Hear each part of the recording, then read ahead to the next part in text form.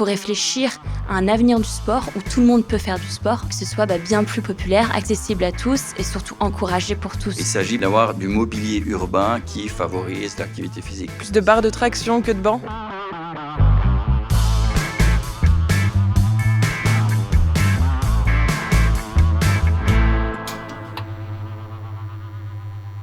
Bonjour à toutes et à tous, bienvenue dans Coup de chaud, le podcast où on parle de l'avenir des sports. On est au café Guidoline à Genève qui nous accueille pour ce tournage, on les remercie. Et aujourd'hui on se plonge dans cet épisode dans le futur du sport et des infrastructures, que ce soit avec les piscines, les remontées mécaniques, mais aussi les stades, dans les grands événements sportifs. On est notamment avec Chloé Léger. Tu es nageuse, tu as cofondé l'association Swim for Change et puis l'été passé, tu as fait Marseille-Barcelone à la nage pour sensibiliser les Français au fait qu'il ne faut pas jeter ses mégots par terre. Est-ce que tu peux nous raconter un petit peu cette aventure ? Oui, pour nous, c'était vraiment un rêve de nager dans la Méditerranée et de longer les côtes pour pouvoir sensibiliser les Français sur cette pollution. Le mégot, c'est le premier déchet qu'on retrouve dans les océans, donc c'était important pour nous de faire passer ce message. On a nagé 500 km entre Marseille et Barcelone à 5. Ça nous a pris 12 jours. C'est long, 12 jours. Qu'est-ce que vous avez pu voir durant cette aventure ? Ça a surtout été un changement de rythme par rapport au rythme du quotidien qui est assez rapide, un peu à courir dans tous les sens. Là, c'était un rythme bien plus lent. On nageait 6 heures par jour chacun. Et bien sûr, on a pu croiser des dauphins, des requins, des méduses. Donc voilà, on a eu la chance aussi de partager cette expérience avec toutes les créatures dans l'océan. Donc vraiment sensibiliser la population au fait qu'il ne faut pas jeter ses mégots parce que sinon on verra plus de dauphins dans la Méditerranée, c'est ça ? Exactement. Ça a marché la sensibilisation ? Vous avez des retours avec l'association ? Complètement, on a fait une collecte de mégots à Marseille. On a pu récolter 450 000 mégots à Marseille, mais on l'a aussi fait dans 11 villes en France et on a battu le record avec plus d'1 million de mégots récoltés. Donc ça a été une vraie force de sensibilisation le jour avant notre départ. Bon, joli score. On est aussi avec Philippe Furer. Toi, tu t'occupes de grands événements sportifs, enfin de les rendre plus durables en tout cas. Tu as travaillé pendant 16 ans notamment au CIO, le Comité international olympique. Est-ce que tu peux nous raconter un petit peu ton parcours ? C'est long, mais j'ai eu la chance en version courte. de démarrer cette partie de ma carrière à la fin des années 90. Donc, c'était les prémices de la durabilité dans les grands événements. Et puis, l'évolution a été prodigieuse sur ces dernières années, puisque aujourd'hui, on ne parle plus de choix anecdotiques sur certains biens et services pendant un gros événement, mais il y a des véritables stratégies complètes de durabilité, de mesures d'impact, que ce soit carbone, plastique unique, biodiversité, etc. Donc, il y a eu une accélération phénoménale qui n'est pas que due au bon vouloir des organisateurs, mais aussi à des cadres législatifs et des attentes des villes hôtes et des pays hôtes par rapport aux organisateurs. Ça va assez vite et tout le monde tire à la même corde ou il y a quand même... On va dire que c'est inégal, ça dépend aussi de culture et des pays en question. Tout le monde n'est pas sur un même pied d'égalité, je dirais. Mais il y a, une excellence qui tire vers le haut dans ce domaine. Donc c'est assez réjouissant de voir un certain nombre d'initiatives. Après, ça reste une forme de loisir qui génère énormément d'impact. Il faut être assez réaliste et j'ai presque envie de polémiquer en disant que le meilleur gros événement en termes d'impact, c'est celui qui n'aura pas lieu. On reparlera justement de certains de ces grands événements. On est aussi avec Noé Rouget. Toi, tu es passionné de ski. Tu fais aussi du vélo et du badminton et tu es sensible aux questions environnementales. Le ski, on en fait de moins en moins. C'est un gros dilemme, ça. Moi, j'ai grandi dans une station de basse altitude. Donc, la question du ski, de la quantité de neige, elle s'est posée quand même assez tôt dans ma vie, au final. Très tôt, j'ai vu la quantité de neige diminuer l'hiver. Et en fait, la première chose que j'ai fait, j'ai toujours été un peu sensible à l'écologie, mais je n'ai pas forcément relié ça tout de suite. Et donc, ce que j'ai fait, c'est que je suis allé dans la station d'en face, qui était 1000 mètres plus haut. Et je pense que aujourd'hui, on le voit en Suisse à Lézin, en Haute-Savoie, on le voit aussi beaucoup à la Clusaz, il y avait aussi à Irminte, pas très loin de là où j'ai grandi. La question des retenues d'eau qui pose des questions écologiques. Et en fait, ça montre qu'on ne peut pas continuer à faire du ski comme on l'a toujours fait. Et je pense que ça se pose de différentes manières dans plein de sports. À propos de ski, justement, j'ai envie d'avoir un petit peu vos réactions sur un projet en Suisse, à Lézin, dans une station de ski où on veut installer près de 180 canons à neige. Qu'est-ce qu'on en pense? J'ai déjà eu quelques indices, mais... Bon, c'est un peu une fuite en avant. Et ça pose la question du cadre législatif et des incitatifs politiques aussi, parce que ces investissements nécessitent aussi de l'aide publique. Et là se pose la question des priorités et de la vision du politique sur le positionnement de ces destinations et sur la nécessité de les faire basculer sur du tourisme 4 saisons et de désinvestir sur certaines activités qui n'ont juste pas d'avenir. C'est évident, la science nous le dit. Donc il y a certains pays, genre les pays de montagne, qui vont devoir se réinventer à ce niveau-là? De la même manière que les espèces naturelles changent d'altitude avec le réchauffement du climat, les pratiques vont changer aussi. Et donc, il s'agit de penser différemment, d'optimiser, de partir sur peut-être des logiques de sobriété. Et au lieu de faire 15 journées de ski, on va peut-être en faire que 2 parce que la saison sera plus courte. Il faut juste l'accepter et puis réfléchir par 2 fois avant de faire des gros investissements pour rester sur la même trajectoire qu'avant. En fait, on doit changer la trajectoire, donc il y a un changement radical à opérer, et ce n'est pas seulement les gens des stations qui vont le faire. Ils dépendent, leur business, leur vie, les jobs dépendent de ceci, donc il faut les accompagner.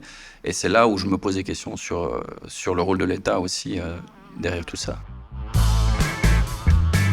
Typiquement, dans les stations de basse ou moyenne altitude, qu'est-ce qu'on fait avec ces remontées mécaniques où il y a de la neige plus que 2 semaines par année? On les rase, on les déplace, on les réutilise autrement. Genre, je sais qu'il y a des endroits où ça se fait. On utilise les vieux tire-fesses pour remonter les gens qui vont faire, par exemple, de la trottinerbe. Il y a de la rando, il y a du VTT de montagne, VTT électrique qui se développe très bien, mais de nouveau, rien n'est neutre. Tout a un impact. Donc il s'agit aussi d'étudier l'empreinte et l'impact qu'on souhaite avoir avec ces différentes pratiques-là pour avoir un plan cohérent finalement. Mais il y a certaines pratiques qui doivent évoluer. Toi, c'est la natation justement. Est-ce que tu penses qu'on pourra continuer à nager comme ça dans des piscines, ou est-ce qu'il faut davantage se plonger, sans mauvais jeu de mots, dans la nage en eau libre? Qu'est-ce que tu en penses? Moi, je pense qu'aujourd'hui, en tout cas, la natation, c'est un sport qui est quand même tellement naturel. Quand on voit les enfants jouer dans l'eau, on se dit que ça vient un peu comme une seconde nature pour eux. Et il y a vraiment beaucoup de bonheur autour de ça. Donc, je pense qu'il ne faut pas enlever ça. Mais je te rejoins sur le fait qu'il faut réfléchir déjà à s'assurer que ces infrastructures, on les utilise d'une manière efficace, qu'elles soient peut-être modulables aussi, qu'on les utilise toute l'année, qu'on réussisse vraiment à utiliser ces infrastructures d'une manière à être au plus productif possible pour pas seulement construire pour quelques jours dans l'année. Après, tu parlais de l'eau libre, et je pense que c'est... en tout cas, moi, c'est un chemin que j'ai fait, de passer de la piscine. J'étais jeune et j'ai fait de la piscine pendant 7 ans. Et là, maintenant, je me suis tournée vers l'eau libre. Et d'avoir ces espaces dans les villes autour de nous, que ce soit à Paris avec la Seine qui est devenue avec des zones baignables où les enfants peuvent vraiment profiter de cette eau-là, je trouve que c'est une bascule qu'on va pouvoir faire qui va nous permettre d'utiliser ces espaces naturels, qui va en plus connecter le sport à l'espace naturel et qui va nous permettre en fait de profiter de ce sport dans un espace qu'une infrastructure qui est peut-être plus temporaire ou plus moindre par rapport à construire une piscine. Par rapport à la Seine, je pense que si on compare la Seine et la Méditerranée, on est quand même sur 2 salles, 2 ambiances. C'est pas là qu'on va croiser des dauphins et des requins, c'est ça? C'est sûr. Qu'est-ce qu'on trouve dans la Seine quand on va y nager? Quand on a nagé dans la Seine, c'était en 2021, et déjà, il y a une petite préparation médicale à faire. On a dû faire des vaccins même pour se protéger. On avait un tuba pour surtout pas avaler l'eau. Donc on sait que la Seine aujourd'hui n'est pas encore parfaitement propre, mais elle le devient de plus en plus. Elle est au plus propre aujourd'hui qu'elle a été dans les dernières années. Donc ça va dans le bon sens. En tout cas, même si c'est des espaces-là aujourd'hui, surtout en ville, c'est assez compliqué de les rendre propres. C'est un effort qu'on peut être prêt à faire pour se dire que les citoyens vont vraiment pouvoir profiter de ces espaces-là, et on va pouvoir les voir pas seulement comme des zones de transport, vraiment pour transporter tous nos matériaux ou autres, mais en fait aussi pour en profiter et redonner aussi ces espaces-là aux citoyens. Pourquoi le vélo et le badminton? Il y en a un qui se joue plus à l'intérieur, on va dire. Donc, tu as le côté indoor, tu as le vélo à l'intérieur, c'est quand même un peu Bon, ça se fait aussi. Bronson. Ouais, bon. C'est Tu une fais autre du vélo à pratique, mais l'intérieur? non, je fais pas de vélo à l'intérieur. Non, je crois que c'est plus un peu donc j'ai fait ma scolarité en France quand j'étais au collège. J'étais dans l'association sportive où il y avait beaucoup de badminton. Du coup, c'est un peu une pratique que j'ai gardée. Et le vélo, c'est presque plus utilitaire. Enfin, c'est pour me déplacer tous les jours. Et puis, aujourd'hui, en vivant en ville, je me dis aussi que c'est chouette de prendre mon vélo parfois et d'aller faire un tour un peu plus loin dans le canton. Alors, je suis pas un très très gros sportif. Je me fais pas des kilomètres et des cols, mais me faire des balades, un truc assez chouette. Ouais. Et par rapport au badminton, c'est typiquement ces grandes halles un peu multisports. Qu'est-ce que l'expert pense de ce genre d'infrastructure? On va pas arrêter ces magnifiques sports de salle que sont le volley, le basket, le handball et d'autres. On a hérité d'un certain nombre d'infrastructures. La question, comme tu le disais tout à l'heure, c'est l'optimisation de ces infrastructures Et comment on entre fait? les usages scolaires, les usages privés, les usages corporate éventuellement, selon les heures et la planification. Donc on peut encore optimiser.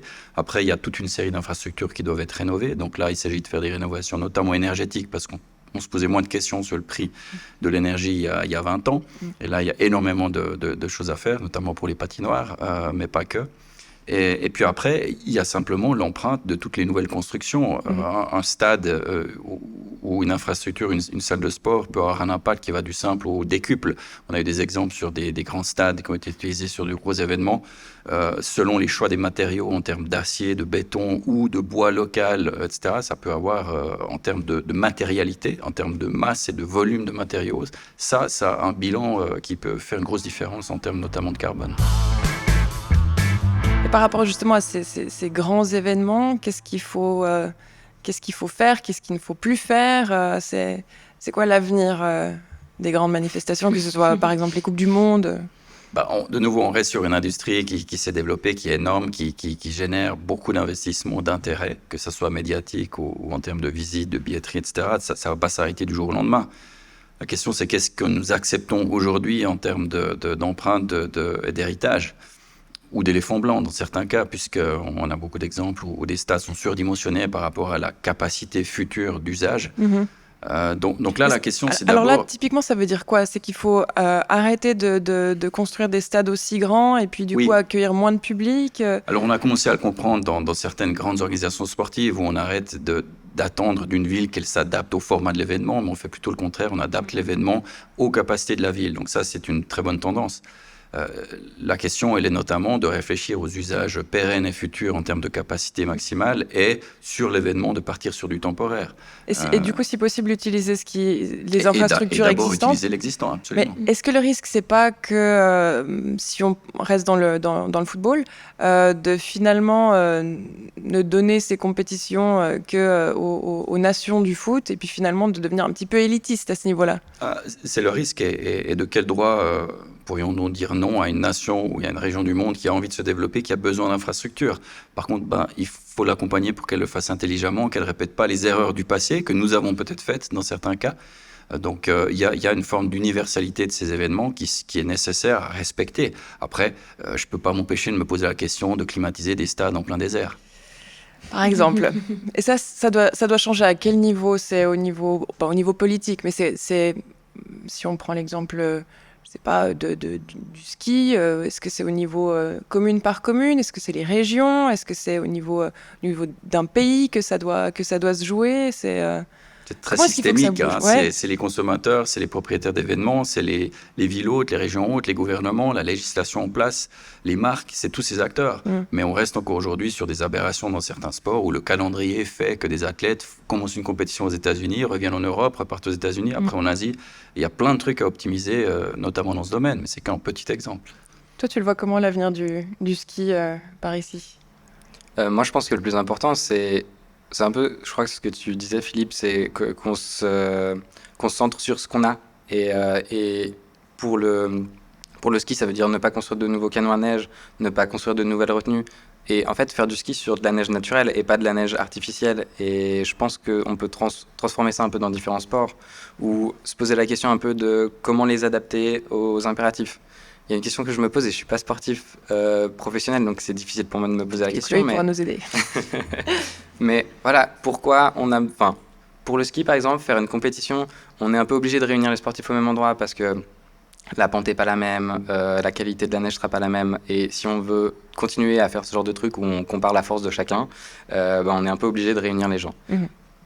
L'exemple de la natation, pour moi qui ne pratique pas, je me dis, mais en fait, est-ce qu'on a vraiment besoin de voyager à l'autre bout du monde pour aller se confronter à quelqu'un? Et en fait, on ne peut pas se dire, ok, le chacun 25 dans sa piscine novembre, olympique, chacun dans sa piscine. Tac, on y va tous en même temps.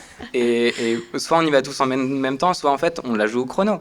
Et c'est au meilleur de X chrono. Enfin, en fait, on pourrait reprendre les mêmes règles, mais simplement dire, c'est un peu triste, on se rend compte plus, mais en même temps, c'est un peu triste si la planète elle crame, quoi.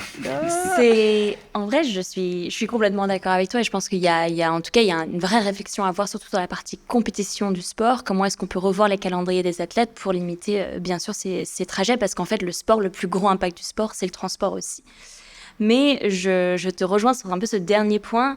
Aujourd'hui, les grands événements sportifs, ils ont quand même cet enjeu de fédérer, de rassembler et de porter des messages qui vont bien au-delà même du sport, que ce soit des messages sur l'environnement, même sur les sujets de l'inclusion. En fait, sur plein de ces messages-là peuvent être portés à travers ces grands événements. Et peut-être qu'encore, dans le monde d'aujourd'hui, on a besoin de ça, on a besoin de ces grands moments-là. Peut-être qu'il faut les réduire, peut-être qu'il y en a quand même trop. Mais on a quand même besoin de ces grands moments où on se rassemble entre nations, où on discute, où on rencontre des nouvelles cultures, où on met en avant des sujets, on fait de la sensibilisation aussi, peut-être auprès des athlètes, auprès des spectateurs.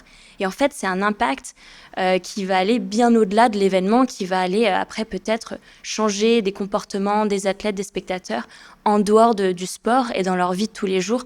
Donc il y a quand même cet élément-là, et je sais que les grands événements aiment bien le rappeler. Et moi, je le vois même nous, à notre petite échelle, d'organiser une simple aventure à 5 nageurs. En plus, en France, on arrive quand même à toucher un public qui est bien plus large et à faire passer ces messages. Et aujourd'hui, je pense que le sport est un vrai fédérateur de ça. On en parlait justement par rapport au fait qu'il y a ce côté fédérateur justement dans ces grandes compétitions. Toi, tu parlais du fait que la compétition la plus durable, c'est celle qui n'existe pas. Je prends des exemples, je sais pas, des Australiens qui viennent en France pour suivre des matchs de rugby. Est-ce que c'est quelque chose qui est amené à évoluer? Est-ce qu'il faut peut-être, je sais pas, davantage de belles fan zones en Australie pour éviter justement que les gens se déplacent?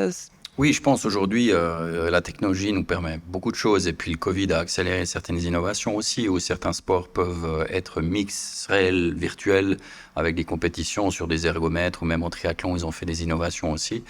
Mais je ferai la distinction dans ce débat entre les athlètes d'élite et puis finalement la crème de la crème, qui a un nombre limité par sport d'athlètes, où il est nécessaire d'avoir un level playing field, qu'on puisse être en compétition sur les mêmes conditions. Et puis tout le business et le loisir du sport qui fait que des milliers de personnes prennent l'avion pour aller faire le marathon de trucs bidules ou le trail de machin parce qu'on a les moyens, puis on se le paye, puis c'est cool parce qu'on en profite pour faire des vacances. Finalement, c'est peut-être ça qui génère énormément d'impact et de carbone, et c'est là où il faut se poser la question. Et j'entendais parler de gens en Nouvelle-Zélande qui adorent le sport, qui adorent les compétitions, mais qui décident de rester que sur leurs îles.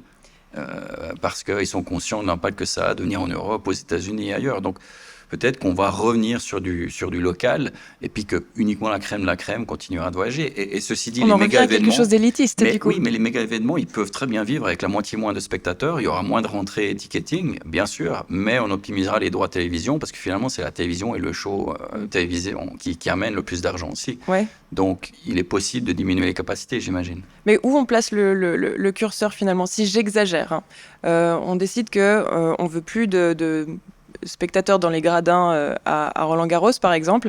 Ça s'est fait durant le Covid. On pourrait aller jouer Roland-Garros sur un petit club avec 3 gradins et demi. Là, ce serait du coup beaucoup plus clean. Ça serait moins festif pour les athlètes. Alors c'est ça, comment est-ce qu'on choisit où on place le curseur?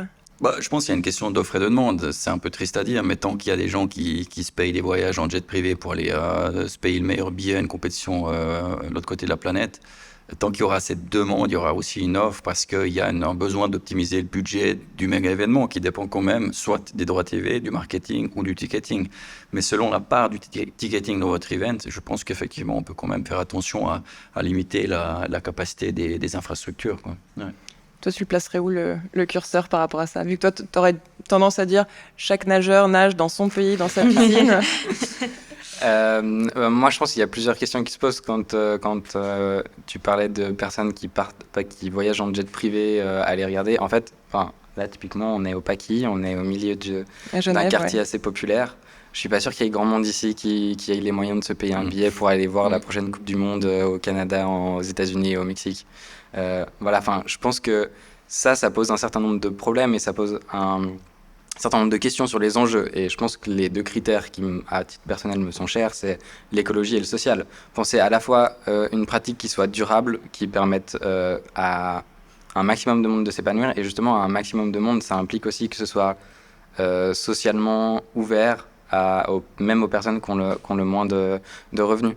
Et sur la question de un peu, est-ce que si on met ces critères et qu'on fait un peu des coupes du monde à huis clos, est-ce que c'est pas un peu des trucs qui vont permettre aux... Je crois pas que c'était tout à fait ça le questionnement, mais en fait, pour moi, faire des coupes du monde à huis clos, c'est ce qui permet aussi d'attribuer des coupes du monde à des pays qui n'ont pas les moyens, qui n'ont pas des stades des avec des stades. milliers... Ouais, exactement. En fait, à peu près, si on parle du foot, à peu près tous les pays ont un certain nombre de terrains, je pense, de qualité, et où ils pourraient le faire, ils font un huis clos. La question des spectateurs ne se pose pas.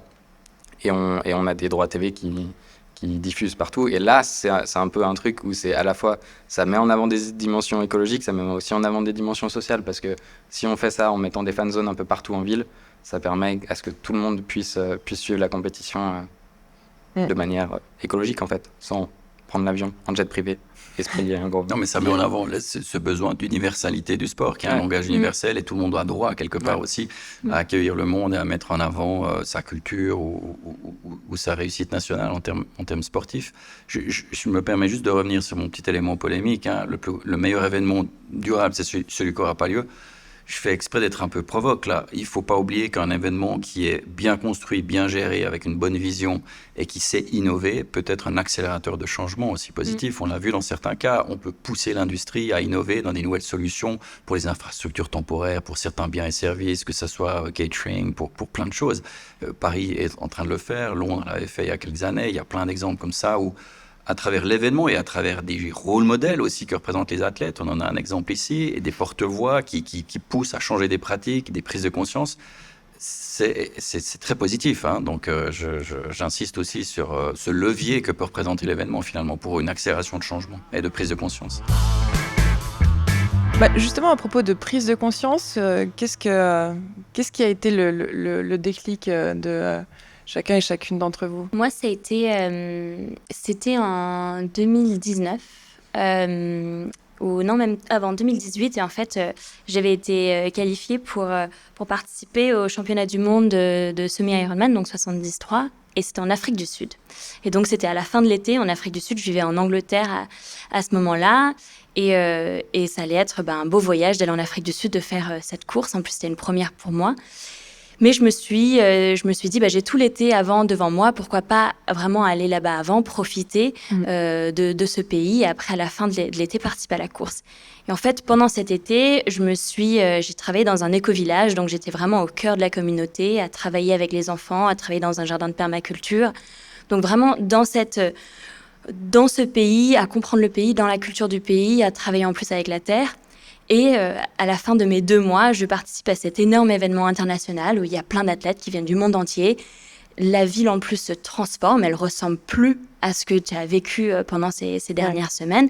Elle est un peu... finalement, ça pourrait être une ville qui ressemble à n'importe quelle autre ville du monde. Elle perd un petit peu ce côté vraiment culturel. Tu ne retrouves plus trop l'identité. Et en fait, c'est ce moment-là où je me suis dit, en fait, tous ces athlètes, ils n'ont pas réellement compris dans le pays dans lequel ils venaient courir. En fait, ils n'ont pas vraiment eu cet attachement à ce pays-là. Ça aurait pu être l'Afrique du Sud ou n'importe quel autre pays du monde, finalement. C'est ça. Et en fait, à ce moment-là, je me suis dit, en fait, moi, j'ai vraiment vécu ça parce que je l'ai construit moi-même. Mais en fait, plus tard, en fait, de choisir de le faire et de créer mes propres aventure sportive pour porter un message et le faire à ma manière. Donc en fait, après, ça a été le déclenchement pour faire la traversée de Gibraltar et de le faire zéro déchet, zéro impact. Et de se dire, est-ce que moi, je peux reprendre contrôle un peu de ça en tant qu'athlète, faire mes propres aventures et porter mon message à travers ça. Noé, c'est quoi qui a été le point de bascule qui t'a donné envie d'organiser des compétitions de natation ou des Coupes du Monde à huis clos? Un podcast sur... non, moi, je suis pas sûr qu'il y ait eu... C'était un processus un peu progressif. Je pense que c'est assez lié à ma politisation et je me suis politisé très jeune. Je viens d'une famille assez politisée. Donc, au fur et à mesure, plus que mes parents et mes grands-parents, je me suis intéressé aux questions d'écologie et en faisant le parallèle avec aussi, du coup, mes expériences d'enfants qui a grandi à la montagne et qui voient que quand j'étais en primaire, le bus passait pas. Des fois, au collège, j'avais des cours qui sautaient. Et puis au lycée, malheureusement, je devais y aller tout le temps parce qu'il y avait plus de chute de neige telle que le bus était bloqué. Alors, vous voyez vraiment la différence. Donc, ouais, vraiment. Et aussi sur la durée de la période de ski. Dans mon village, à peu près tous les enfants, je pense, allaient skier. C'est pas un peu comme à l'extérieur où le ski, c'est un sport de riches. Quand on vit en montagne, souvent, en fait, c'est un truc de socialisation. Déjà sur place, le transport et l'hébergement, c'est bon. Ouais, voilà. En fait, on a des réductions sur les billets, sur les abonnements, donc il n'y a pas d'excuse sociale. Exactement, il y a peu d'excuses de pas skier, à part ne pas aimer le froid ou d'autres. Mais voilà, donc au fur et à mesure, je me rendais bien compte qu'il y avait de moins en moins, que ma saison de ski était de plus en plus petite. Et puis voilà, j'en viens à des saisons où maintenant je fais 1 ou 2 journées de ski parfois. La dernière saison, c'était 1 journée et demie. C'était ma plus courte saison de ma vie et ça m'a fait un truc de me dire, ok, c'est aussi parce que je travaille et qu'il y a d'autres enjeux, mais il y a aussi des questions de... Avant, j'allais skier plus tard parce qu'il y avait de la neige plus tard, j'allais skier plus tôt parce qu'il y avait de la neige plus tôt. Et voilà, et je pense que c'est un peu ça qui m'a fait switcher en me posant des questions, ok, et puis questionner aussi la pratique. Aussi se dire que voilà, les remontées mécaniques, c'est de l'énergie. On détruit de plus en plus la nature environnante, les forêts pour mettre des retenues d'eau qui ont des effets sur... je connais pas tout le système hydrologique, mais j'ai conscience qu'il y a des effets néfastes.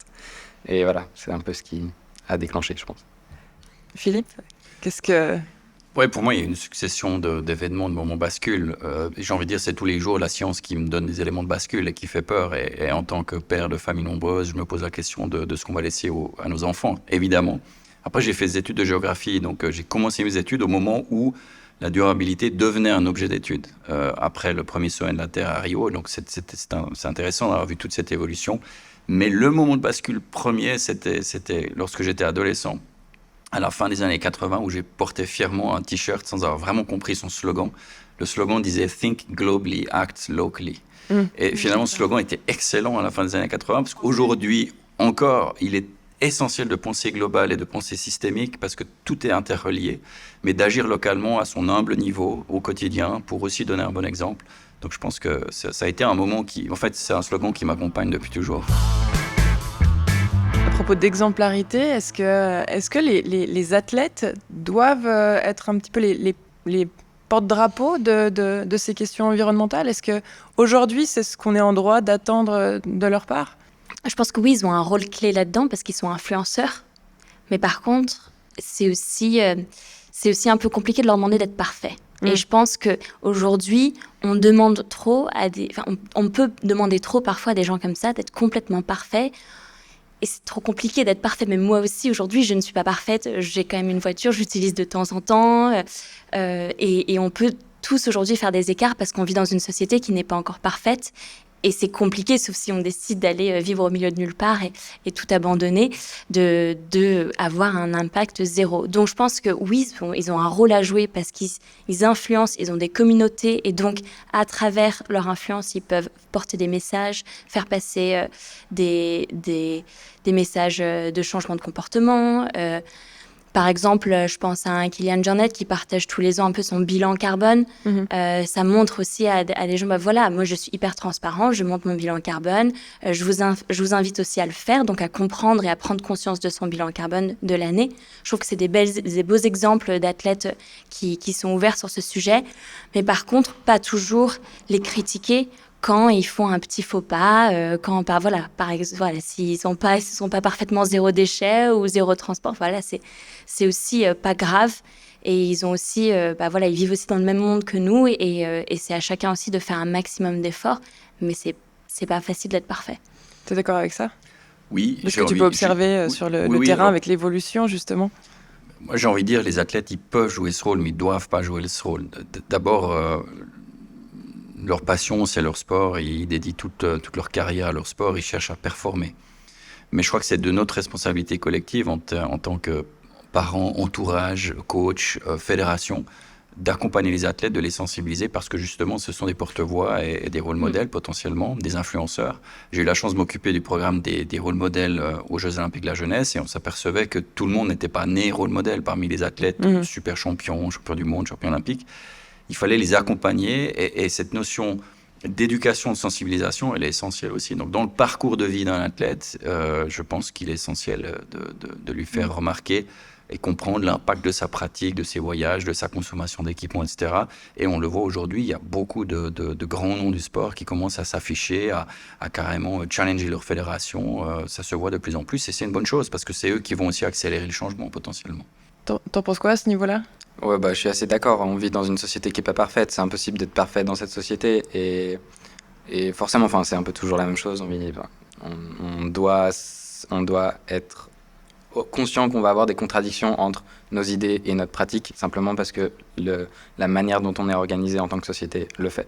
Après, je pense qu'il y a un peu des limites. Et il y a quelques mois, il y a Mbappé qui s'est mis à se marrer quand on lui a posé la question aller à Nantes en train. Ça c'est quand même hyper triste, quoi. En plus, quelqu'un qui va être touché, il a beau être plein de thunes, en fait, il va être hyper touché par le réchauffement climatique, c'est sûr. Et les générations. Il a déjà 23, 24 ans, je crois. Je pense il est vachement. Ouais. Non, 25. En tout cas, je pense qu'il a au moins. Il est né 50 l'année où la France a gagné 98, il avait 18 ans. Je crois qu'il avait 18 ans l'année où il a gagné, lui, la Coupe du Monde, un truc comme ça. Bon, en tout cas, il est jeune. Mais ce moment-là était révélateur de ce que je viens de dire en termes d'éducation. Il a un coach qui dit des conneries, il s'éclaffe et il se marre. Donc le coach est déjà censé être un rôle modèle, il ne l'est pas.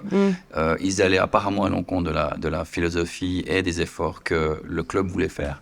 Mais ça souligne l'importance d'entourer ces athlètes, de les conseiller pour éviter ce genre de dérapage, parce qu'il est suivi par des millions de gamins qui trouvent ça marrant et qui ne se posent pas plus de questions finalement derrière. C'est ça le drame. Et peut-être les initier aux effets qu'ont leurs paroles, et des initier aussi aux problématiques que posent à la fois leur sport et leur pratique. Et voilà. Et a priori, comme tu dis, là, c'était vraiment pas le cas, quoi. La blague du char à voile, c'est vraiment je pense que c'est le plus gros bad buzz en blague. Il a juste la ceinture passée, quoi. Qu'est-ce qui s'est mis en place dans les organisations, auprès des fédérations Le chapitre durabilité n'existait quasi pas il y a 30 ans dans les exigences de propriétaires d'événements, de grandes fédérations ou autres. Et c'est venu petit à petit. Alors, c'est venu parfois de manière anecdotique, avec des petits efforts ici ou là, puis on en faisait un grand bruit marketing parce qu'on était fiers d'avoir tout d'un coup des couverts en patates recyclées ou Dieu sait quoi. Mais aujourd'hui, c'est beaucoup plus pointu. Il y a des experts, il y a des conseils, il y a des gens qualifiés qui prennent ces rôles dans les comités d'organisation. Et puis, selon où on se trouve, il y a des exigences sérieuses au niveau législatif du pays hôte ou rien qu'en Europe. Il y a un nouveau cadre législatif qui fait qu'on ne peut plus raconter n'importe quoi sur son bilan carbone, par exemple. Et ça, c'est une bonne chose parce qu'on raconte encore n'importe quoi aujourd'hui, souvent, sur sa manière de compenser, d'être zéro, net, machin, bidule. Il faut le réguler parce qu'il faut arrêter de prendre les gens pour des imbéciles. Au bout d'un moment, on consomme, on organise quelque chose, il y a un impact, c'est pas neutre. Et puis, la manière de calculer tout ça est assez complexe aussi. Donc, on peut faire dire ce qu'on veut aux chiffres. Donc, on doit être sérieux, on doit lire entre les lignes parfois, mais c'est encourageant de voir que c'est pris de plus en plus au sérieux. Encore que je parle de pays démocratiques essentiellement. La sensibilité, de nouveau, n'est pas la même partout dans le monde. Mais de nouveau, l'événement peut accélérer une prise de conscience aussi dans certaines nations de certaines de ces problématiques. On l'a vu ces dernières 10, 15, 20 ans sur des événements qui ont eu lieu dans des pays qui s'ouvraient gentiment à la durabilité, à la diversité, à la place des personnes handicapées dans la société. Et là, l'événement peut être un accélérateur. Si on prend l'exemple de la Coupe du Monde au Qatar, c'est peut-être pas forcément les mêmes législations. Comment est-ce que ça pourrait se passer, ce genre d'événement en Europe, par exemple, ou comment est-ce que ça aurait pu se passer là-bas différemment? Les stades climatisés, c'est pas quelque chose de... Non, les enjeux nous dépassaient. Il y a des enjeux politiques, économiques, géostratégiques qui sont bien au-delà du sport là derrière. Donc c'est un long débat.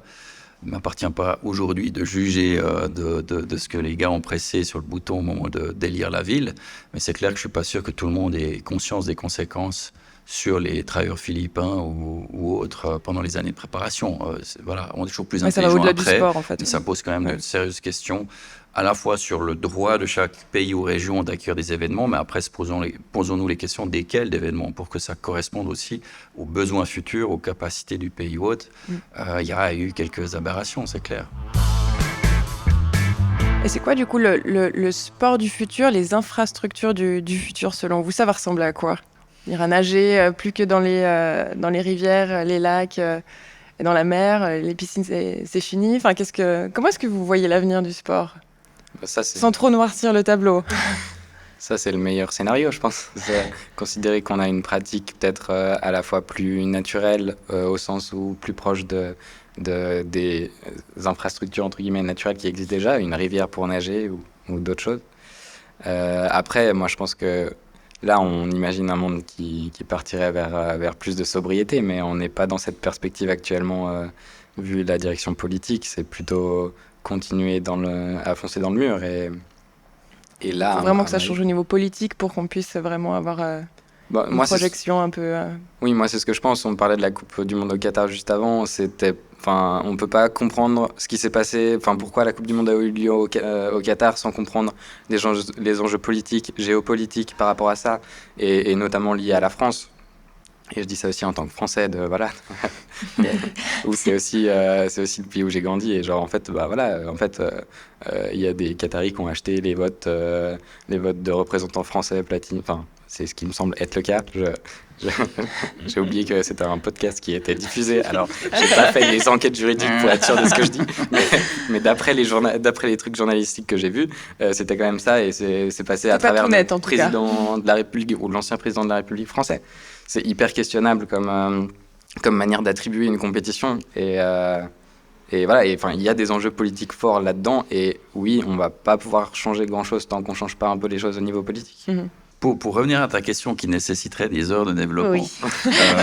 Je rebondis sur ce qu'on a évoqué aussi avec Chloé avant, sur ce retour à la nature et ce besoin de connexion à la nature, de profiter de ce que la nature nous offre, pour autant que la santé des eaux et la qualité de l'air et de l'eau soient suffisantes, parce qu'il y a aussi des compétitions qui ont été annulées à cause de la qualité de l'eau et autres, donc ça pose quand même plein de questions.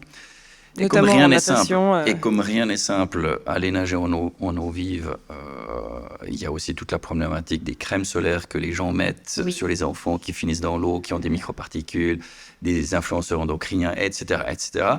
Même chose pour les pratiques en forêt. Moi, j'adore faire du VTT à la montagne, en forêt, des balades. On sait qu'avec l'effondrement de la biodiversité, il y a des espèces qui souffrent passablement du passage de sportifs en courant ou en VTT. Donc, il y a des zones qui doivent être absolument protégées. Donc, oui, à ce retour à une pratique proche de chez soi, de la nature, qui fait du bien. Je pense aux Japonais puis à leur prescription de bains de forêt depuis des siècles. C'est vraiment revigorant, c'est magnifique. Mais ça va être cadré, puisque rien n'est neutre. En termes d'impact, ça va quand même être cadré. Donc, on doit sensibiliser les gens, apporter une forme d'éducation et d'outils aux gens pour qu'ils comprennent leurs actions et l'impact de leurs actions. Et puis, préserver des zones pour qu'elles restent vraiment... sans influence humaine, sans influence de nos loisirs sportifs, puisque ça reste des loisirs. Mais il y a derrière ce loisir un enjeu majeur, qui est l'enjeu sanitaire, l'enjeu de santé publique, puisque les gens ne pratiquent pas assez de sport en général, le monde sportif probablement ici, mais plus de 80% des adolescents dans le monde ne pratiquent pas assez d'activité physique. Donc une autre façon de répondre aussi à ta question, c'est de se retourner, puis de regarder les vélos qu'il y a ici, de parler de mobilité active, de parler de l'aménagement des espaces publics, pour faire en sorte qu'en bas de chez soi, dans un parc public, on puisse pratiquer davantage du sport, faire de bouger, sport avec le moindre impact aussi. Tu imagines comment l'avenir de ton sport? En fait, pour l'avenir du sport, je te rejoins plus un peu sur ton dernier point. Je ne sais pas trop à quoi ça va ressembler, dans quelles infrastructures et comment est-ce qu'on va pratiquer notre sport. Mais pour moi, le réel enjeu, c'est qu'on le pratique tous. En fait, Et aujourd'hui, il y a eu la première génération qui a une espérance de vie qui est moins importante que sa précédente. Donc ça veut dire que vraiment l'espérance de vie aujourd'hui, surtout dans les pays développés, elle est en train de baisser. Et c'est à cause de la malbouffe, c'est à cause de la sédentarisation. Et donc quand je vois ces enfants qui ne font pas de sport, il y a un vrai danger sur la santé publique là-dessus. Et donc, même si le sport a un impact et aura toujours un impact, il faut réfléchir à un avenir du sport où tout le monde peut faire du sport facilement, où c'est encouragé. Et donc, il faut pouvoir adapter aussi notre pratique du sport à que ce soit bien plus populaire, accessible à tous et surtout encouragé pour tous.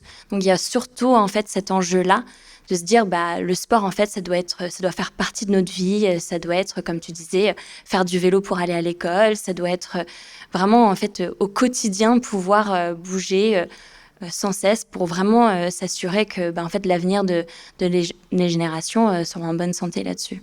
Donc ça veut dire qu'il faut qu'on aménage davantage les villes pour qu'on puisse pratiquer du sport plus facilement. Notamment parce que depuis très longtemps et trop longtemps, on a tout aménagé autour de la bagnole, autour des véhicules à moteur. Et donc, ça doit changer, que c'est une bataille aujourd'hui dans nombre de villes. Et qu'on a aujourd'hui des bons exemples. Les bons exemples sont toujours cités du Danemark ou de la Hollande, sont également chiffrés en termes d'impact sur la santé, sur la productivité, sur la qualité de l'air, sur plein de choses. Je veux dire, l'équation, elle est claire. Il faut juste qu'on bouge, qu'on modifie les pratiques, quitte à avoir des débats un peu corsés avec les lobbies des voitures. Mais vous voyez, je regarde derrière toi, derrière nous, je vois les vélos, je parlais de mobilité active, et au coin de la rue ici, il y a une pharmacie. Donc la question, c'est est-ce que vous voulez aller à la pharmacie, consommer des médicaments, ou est-ce que vous voulez passer devant à vélo, ou est-ce que vous voulez finalement parce que vous n'avez pas besoin de vous y le arrêter. meilleur médicament, le moins cher qui soit, qui est de bouger tous les jours et de se faire du bien. Donc cette logique préventive, elle n'est pas du tout comprise encore aujourd'hui dans notre société. On est coincé dans un business de la maladie où tout le monde profite de cette situation, que ce soit l'équipement médical, le pharma, le monde médical et les traitements. Et on parlait des jeunes, c'est une urgence absolue aujourd'hui de faire bouger nos jeunes. Donc ça impliquera des espaces de pratique faciles, accessibles, et des équipements avec derrière toujours cette réflexion, cycle de vie, impact, économie circulaire, comment on peut réparer, réutiliser, etc. Et n'oublions pas, une autre dimension encore, c'est qu'on parle entre riches d'un pays riche et que dans d'autres régions du monde, les problèmes se posent différemment. Oui. Les priorités ne sont pas les mêmes. On parle de pistes cyclables dans les villes. Tu prenais l'exemple justement des vélos. Il n'y a pas que ça. Qu'est-ce qu'on pourrait faire pour justement aménager les villes différemment pour encourager la pratique du sport? Il y a une nouvelle discipline qui s'appelle le design actif et il s'agit aujourd'hui de penser l'urbanisme, de penser le design des villes et la façon de gérer des villes de manière à ce qu'on facilite l'accès de tout le monde, quelles que soient les capacités, la mobilité et les moyens des gens, à un mode de vie sain et actif. Et il s'agit plutôt que d'avoir que des bancs comme ici derrière où on pose ses fesses en attendant la mort. Excusez-moi, c'est ce qu'il y a autour des EMS et des EHPAD habituellement. Mais d'avoir du mobilier urbain qui favorise l'activité physique. Ça existe, il y a des tests, mais après, il faut l'accompagner. Plus de barres de traction que de bancs. Mais par exemple, c'est un ensemble de mesures. Il n'y a pas une solution simple pour résoudre ce problème. Mais c'est simplement aussi la manière dont on imagine les bâtiments et la mobilité dans les bâtiments. Quand vous entrez dans un grand bâtiment, dans un grand magasin, dans un grand bureau administratif, est-ce que vous voyez d'abord des escalators devant vous ou des escaliers? Et toutes ces subtilités de comment on dispose les lieux pour faciliter le fait que les gens vont bouger, vont marcher, vont monter des escaliers à pied, vont pouvoir à la longue faire une différence, mais ça prendra du temps. Et sur l'exemple des escaliers, moi j'avais même vu une pratique de nudging où en fait il y avait un escalier où chaque marche c'était une note de piano. Et donc quand tu montais les escaliers, tu jouais un petit peu de la musique et donc ça incitait les gens et ça leur donnait envie de monter les escaliers parce que c'était bien plus fun que prendre l'escalateur ou l'ascenseur. C'est des petites choses comme ça qui vont petit à petit pouvoir vraiment transformer nos villes. Ouais. Et il me semble qu'une fois qu'on a viré toutes ces routes, on a de la place quand même. On peut faire des choses, on peut faire des terrains de badminton pour que je puisse jouer dans la rue. Et planter des arbres, parce qu'on doit déminéraliser aussi, et on doit lutter contre les îlots de chaleur. Donc tout est lié de nouveau en termes de qualité de vie. Ouais. Donc davantage d'escaliers en forme de piano, des barres de traction à la place des bancs, et puis, en dernier exemple, des badminton à la place des routes. Ok. Bon, je ne sais pas si les urbanistes du futur vont vraiment nous écouter, on espère, je ne sais pas. Les gouvernements nous écouteront aussi, on a donné deux, trois pistes. En tout cas, je vous remercie beaucoup pour ces échanges, c'était très intéressant, riche. C'était le podcast Coup de chaud. On était au café Guidoline à Genève, qu'on remercie encore pour leur accueil. Merci encore une fois à toutes et tous d'avoir participé à ce podcast. On va faire un dernier petit coucou à la caméra. C'est celle de droite. Au revoir. Merci. Merci. Au revoir.